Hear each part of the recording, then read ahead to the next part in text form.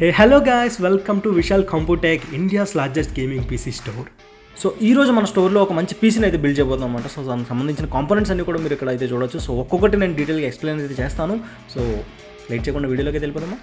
So మనం తీసుకున్న mother board వచ్చేసి గిగాబైట్ నుంచి అనమాట. AMD చిప్ సెట్ తీసుకున్నాం మనం. B650 gaming X AX DDR5 mother board అయితే మనం తీసుకున్నాం.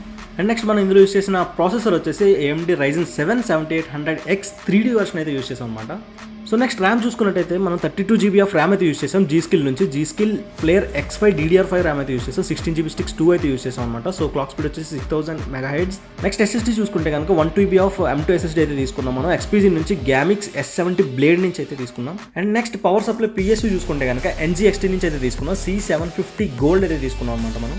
అండ్ నెక్స్ట్ ప్రాసెసర్ కూలింగ్ కోసం అనేసి మనం స్టాక్ కూలర్ అయితే తీసుకున్నాం. సో ఇది కూలర్ మాస్టర్ నుండి హైపర్ 620S కూలర్ అయితే మనం తీసుకున్నాం అనమాట. అండ్ అన్నిటికన్నా main part graphic card 16 GB graphic card అయితే మనం తీసుకున్నాం. SAPPHIRE నుండి NITRO plus AMD Radeon RX7800XT అయితే తీసుకున్నాం అనమాట. సో 16 GB గ్రాఫిక్ కార్డ్ ఇది. సో క్యాబినెట్ చూసుకుంటే కనుక గిగాబైట్ నుంచి అయితే తీసుకున్నాం. గిగాబైట్ C301G బ్లాక్ అయితే తీసుకున్నాం అనమాట. సో దీనికి 3 ప్రీ ఇన్స్టాల్డ్ ARGB ఫ్యాన్స్ అయితే వస్తాయి. అండ్ ఫ్రంట్ అంతా కూడా మెష్తో అయితే ఉంటుంది. సో ఒక డీసెంట్ క్యాబినెట్ అని అయితే చెప్పుకోవచ్చు. సో ఎయిర్ ఫ్లో కూడా మంచిగా అయితే ఉంటుంది ఇంట్లో. సో ఫ్రంట్ ప్యానల్ కనెక్టర్ చూసుకుంటే కనుక మనకి టాప్లో అయితే ఉంటాయి అనమాట.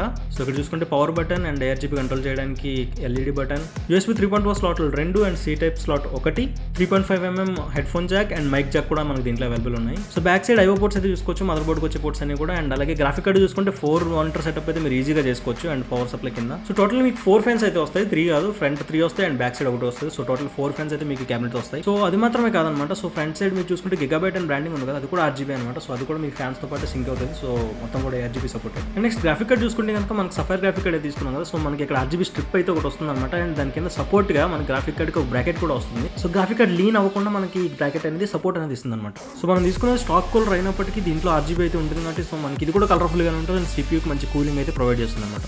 సో ఓవరాల్గా బిల్డ్ చూసుకుంటే కనుక మనకి 1,88,000 అయితే అవుతుంది అనమాట. సో ఇలాంటి కస్టమైజ్డ్ పీసీలు మీరు ఏమైనా చేసుకోవాలనుకుంటే కనుక మన విశాల్ పెరిఫెరల్స్ అయితే విజిట్ చేయండి. అండ్ మీరు కనుక మమ్మల్ని కాంటాక్ట్ అవ్వాలనుకుంటే డిస్కౌంట్లో డైరెక్ట్గా టికెట్ ఓపెన్ చేసి కాంటాక్ట్ చేయొచ్చు, లేదా కాల్ చేసి మమ్మల్ని కాంటాక్ట్ అవ్వచ్చు.